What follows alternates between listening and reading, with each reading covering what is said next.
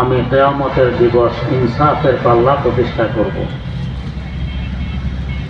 পাল্লা প্রতিষ্ঠা করবেন কিয়ামতের দিবস হাসর মাঠে বিচারালয়ের সামনে।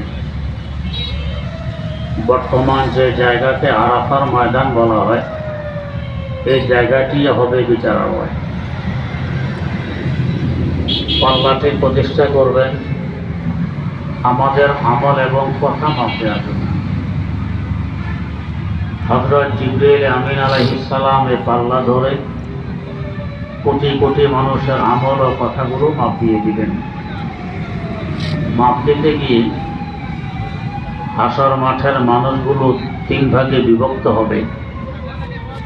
এক ভাগ হবে এদের ঈমান আছে, নেক আমল আছে, তবে কোনো গুনাহ নেই, এরা বিনা হিসাবে বেহেশতে চলে যাবে।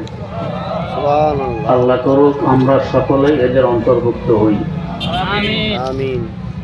এরা হবে পাঁচ প্রকারের মানুষ।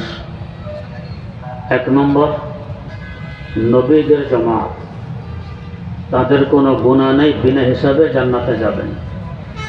দুই নম্বর, সাহাবায়ে কেরাম রাদিয়াল্লাহু তাআলা আনহুম, তাদের যদি কোনো পদস্খলন ঘটেও থাকে আল্লাহ পাক সব কিছু ক্ষমা করে দিয়ে বিনা হিসাবে জান্নাতে পাঠিয়ে দিবেন। সুবহানাল্লাহ। তিন নম্বর, ওই সমস্ত ভাগ্যবান ব্যক্তিবর্গ যারা মওতের আগে তওবা করে গুনাহ খাতা ক্ষমা করাইতে সক্ষম হয়েছে, এরাও বিনা হিসাবে। ক্যামেরা খালি এরকম করে কেন বাইরের এই গাড়ির পাগল, পাগলের কোনো হিসাব কিতাব নেই, বিনা হিসাবে জান্নাতে যাবে। পাঁচ নম্বর হলো এই উম্মতের অপ্রাপ্তবয়স্ক ছেলে মেয়ে যারা বালেগ হওয়ার পূর্বেই মারা গেছে, এরাও বিনা হিসাবে জান্নাতে যাবে। যাবে তো যাবে, তাদের আব্বা আম্মাকে সাথে করে নিবে। সুবহানাল্লাহ। ছোট বাচ্চা